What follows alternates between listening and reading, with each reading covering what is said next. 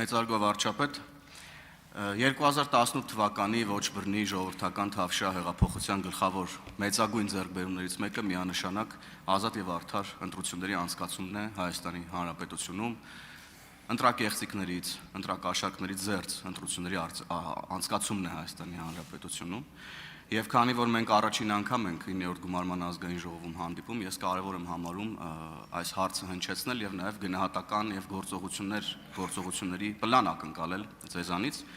Մենք տեսանք, որ նախընտրական շրջանում մեզանից ձախ նստած քաղաքական ուժերը ըստ էության ըստ տարածված ձայնագրությունների, հարյուրավոր ձայնագրությունների գումարներ են բաժանել մեր քաղաքացիներին, փորձել են ապօրինի կերպով ներազդել քաղաքացիների ընտրելու իրավունքի վերաբերյալ թե Հայաստանում, թե հատկապես Հայաստանի սահմաններից դուրս նաև։ Եվ ինձ հետաքրքիր է դուք որպես գործադիր մարմնի ղեկավար, որպես Հայաստանի Հանրապետության վարչապետ, որպես մի քաղաքական թիմի ղեկավար, որի համար քաղաքական ինքնության հարց է ազատ եւ արդար ընտրությունների անցկացումը, ինչ միջոցառումների պլան եք մշակել, իրականացնել, ինչ գործիքներ եք պատրաստում կիրառել որպես կառավարություն, որպեսզի մենք ուրեմն վերջնականապես ջարդենք այս ցանցի ողնաշարը, որովհետեւ իմ ընկալմամբ արտնացել են հին ցանցի անդամները եւ փորձել են վերագործարկել այն մեխանիզմները եւ ցանցը, որը գոյություն ուներ Հայաստանում ոչ բռնի թավշյա հեղափոխությունից առաջ։ Խնդրում եմ ասել, ինչ ենք մենք պատրաստվում անել այս ուղղությամբ, հատկապես որ առաջիկայում նաեւ թիմ ընտրություններ ունենք մի շարք համայնքներում եւ ես կարող եմ ասել, որ չեմ կասկածում, որ այս ուժերը նորից փորձելու են զարտուղի ճանապարհներով ազդել մեր քաղաքացիների ընտրելու իրավունքի վրա։ Շնորհակալ եմ։ Շնորհակալ եմ, պարոն Հովհաննիսյան, բայց մենք պետք է անդրադառնանք հարցին, թե ինչու են մարդիկ համարձակվում մտնել նման process-ների մեջ, որովհետև 2026 թվականի դրությամբ Հայաստանի Հանրապետության քրեակատարողական հիմնարկներում չի եղել գոնե մի մարդ, որը ընտրակաշառք տալու համար նստած լինի բանտում։ Չնայած այն փաստին, որ 2021 թվականի ընտրություններից հետո էլ այդ թեմայով քրեական գործեր են հարուցվել։ Ավելին նախորդող շրջանի ընտրակաշառքներից 0 մարդ է նստած։ Եվ այո, այս են դեպքն է, երբ որ մարդիկ իմացել են, հա լավ, դե ինչ կլինի, բան մերկ ու շաբաթ կնստեն, հետո բաց կթողեն։ Եվ ասենք սա կոնկրետ են դեպքն է, որ Հայաստանի դատական համակարգը կոնկրետ պատասխանատու է սրա համար։ Կոնկրետ պատասխանատու է։ Այո, դուք գիտեք, Հայաստանում կա գոնե մի մարդ կա, որ չգիտի, որ օրինակ Գագիկ Ծառուկյանի քաղաքական ուժը նախորդող շրջանում բոլոր ընտրություններում բաժանել է ընտրակաշառք։ Կա գոնե մի մարդ։ Բայց ո՞նց է այդ մարդը գնացել դատական համակարգով արդարացվել։ Ով է ուզում ասի, որ այդ որոշումը դատավճիռը կայացվել է ծրի եւ արդար։ Բայց ով է սրա պատասխանը տալու։ Հիմա էլ ես ասում եմ, եթե այս ընտրակաշառքները որևէ մեկը ազատության մեջ հայտնվի, նշանակում է մենք մեր դատական համակարգը ոչ թե պետք է բարեփոխենք, պետք է քանդենք, 0-ից նորից հավաքենք։ Որովհետև սա ասում եմ, սա կոնկրետ այս են դեպքն է, որ կասեն, բա ի՞նչ է դատական համակարգ։ Այս են դեպքն է, որ Հայաստանի Հանրապետության դատական համակարգը կոնկրետ ընտրակաշառքի հովանավոր է, որովհետև այդ դատական համակարգը ստեղծել է ընտրակաշառատուների կողմից ընտրությունների կեղծման եւ հարակվեի արդյունքների կեղծման արդյունքում։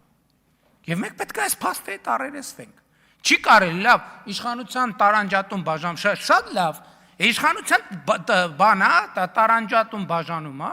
ես դատավորներին էլ եմ առաջարկել գնացեք ժողովրդի առաջ պատասխան տվեք ինչի պետք է այդ պատասխանը ես տամ ինչի պետք է ես տամ պատասխանը թե ինչքան կոռումպացված մարդ կա Հայաստանի Հանրապետությունում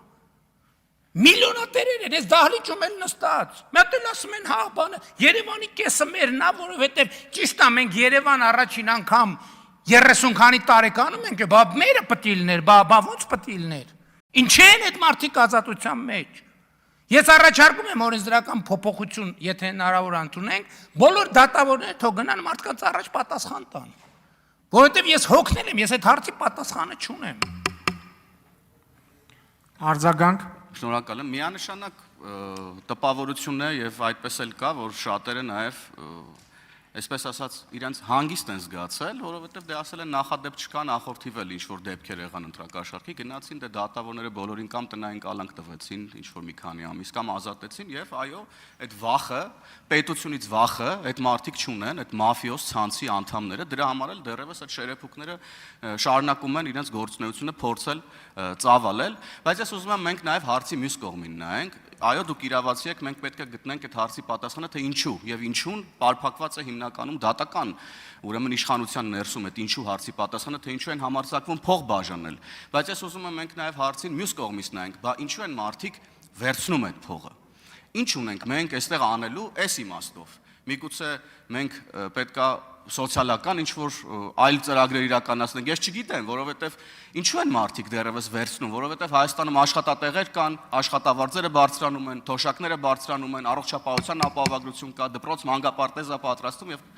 կարծես թե մարդիկ պետքա այլևս չգնան այս ճանապարհով։ Պարոն Հովհաննիսյան, իրականում ես ավելի արմատական եմ տրամադրված։ Ես ասում եմ, ինչու այդ մարդիկ փող ունեն, որ դեռ մի հատ է բաժանում են։ Իմ խնդիրը հետեւյալն է, որ իրանք պետք է չունենան այդ փողը։ Իրանք պետք է չունենան այդ փողը։ Եվ այս խնդիրը շատ պարզ եւ հստակ է դրված, որովհետեւ ժողովուրդն է իմ առաջ այդ խնդիրը դրել։ Այս մարդիկ պետք է չունենան այդ փողը։ Եվ երկրորդն է, դուք ասում եք հանգիստ են զգացել, իրանք հիմա էլ են հանգիստ զգում։ Որովհետեւ այդ մենք հա որ չգիտենք իրանք կապերը դատական համակարգում, իրանք շատ լավ էլ գիտեն։ Թե որ գործը ում միջոցով, ինչ մեխանիզմներով պետքա լուծել եւ կարգավորել։ Ես ասում եմ, մեր համբերության բաժակը լցված է։ Եվ ստեղ մենք պետքա գնանք, դրա համար էլ ասում են, վայ համադրությունը ադրբեջանական, չգիտեմ ինչ, որովհետև իրենց փողերն է եւ իրանց բանի իրանց հանցագործությունների չբացահայտումն է դրանով դրվում կասկածի տակ։ Ես ավելի բան եմ, արմատական եմ տրամադրել, այդ մարդիկ փող պետք է չունենան, որ մի հատ է բաժանեն, կոռումպացվածների մասին է խոսքը։ Հավանիչ տեսանյութը եւ բաժանորդագրվիչ նորությունները բաց չթողնելու համար